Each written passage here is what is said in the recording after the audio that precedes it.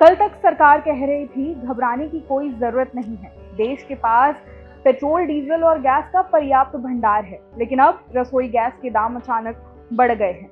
केंद्र सरकार ने घरेलू एलपीजी सिलेंडर की कीमत में 60 रुपए का इजाफा कर दिया। यानी अब दिल्ली में 14.2 किलो वाला घरेलू सिलेंडर 853 रुपए की जगह 913 रुपए में मिलेगा। नई कीमतें 7 मार्च 2026 से लागू हो गई है।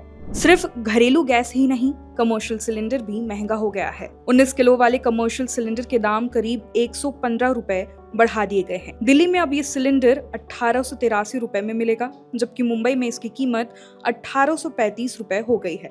इसका मतलब साफ है, होटल, रेस्टोरेंट और ढाबों का खर्च बढ़ेगा और आने वाले दिनों में बाहर खाना भी महंगा हो सकता है।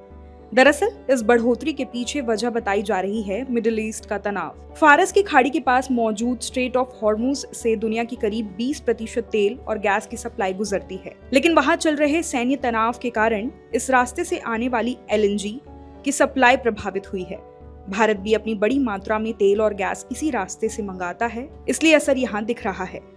भारत की गैस जरूरत का बड़ा हिस्सा कतर और यूएई से आता है। खासकर कतर से भारत करीब 40% एलएनजी आयात करता है। अगर वहां उत्पादन या सप्लाई प्रभावित होती है तो भारत को अंतर्राष्ट्रीय बाजार से महंगी गैस खरीदनी पड़ती है। यही वजह है कि सरकार ने 5 मार्च को सभी तेल रिफाइनरी कंपनियों यानी कि इंडियन ऑयल, हिंदुस्तान पेट्रोलियम और भारत पेट्रोलियम को एलपीजी उत्पादन बढ़ाने का आदेश दिया है। हालांकि सवाल यही है कि जब सरकार कल तक कह रही थी कि देश में गैस और पेट्रोल का पर्याप्त स्टॉक है, तो फिर अचानक कीमतें क्यों बढ़ानी पड़ी?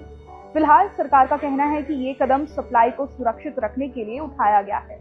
अब देखना होगा कि आने वाले दिनों में अंतर्राष्ट्रीय हालात क्या मोड़ लेते हैं और सरकार आम लोगों की जेब पर पड़ रहे इस बोझ को कम करने के लिए क्या कदम उठाती है।